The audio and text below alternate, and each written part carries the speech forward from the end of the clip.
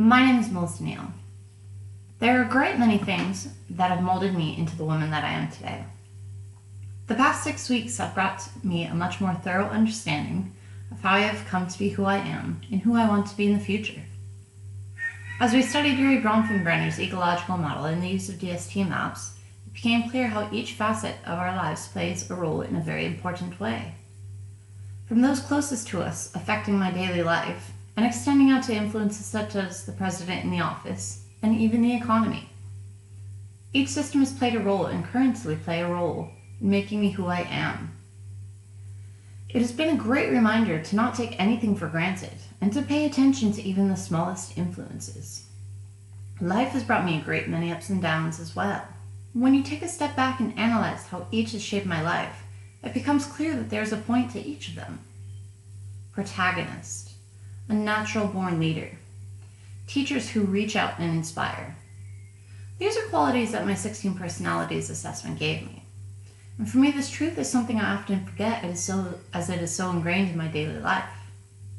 Working from the age of 5, answering phones for my father's business started as a joke to throw off his friends, but later progressed into the management skills that provided me job security for life. Life is funny. After working in customer service for about 15 years and loving every second of it, I got a job managing at a prestigious health market based in San Jose.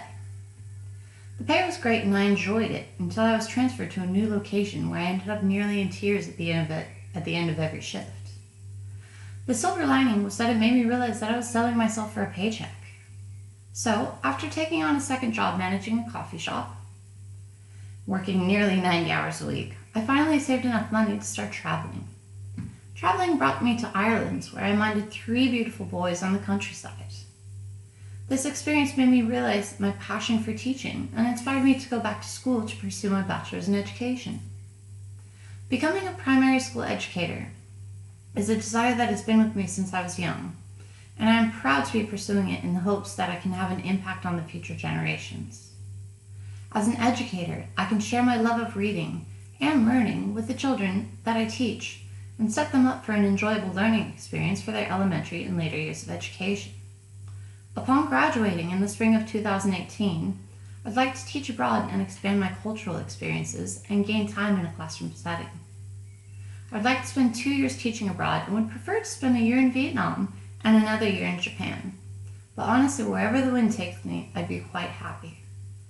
Although this may not be the best for my finances, it will provide me with a wonderful experience that I can bring to any future classroom.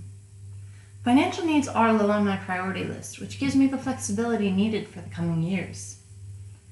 After traveling abroad, my goal is to pursue teaching in primary school in Ireland. This goal should be obtainable within 3 to 5 years and will require me to further my education in the Irish language, as well as filling out quite a bit of paperwork for the visas and eventual citizenship. My eventual goal will be to pursue my master's degree, to continue my education, and also to be more of an asset to any school that I work for. Education is a very important part in my life, and I feel that by bettering myself, I can inspire children to work towards their goals as well. These past 6 weeks have been very enlightening, and I'm very excited for the journey ahead. As I continue my path of education and self-discovery, it will be quite interesting to use the self-assessments provided in this class to see how I've grown as an individual. As W.B. Yeats puts it, education is not the filling of a pail, but the lighting of a fire. And my fire has been lit.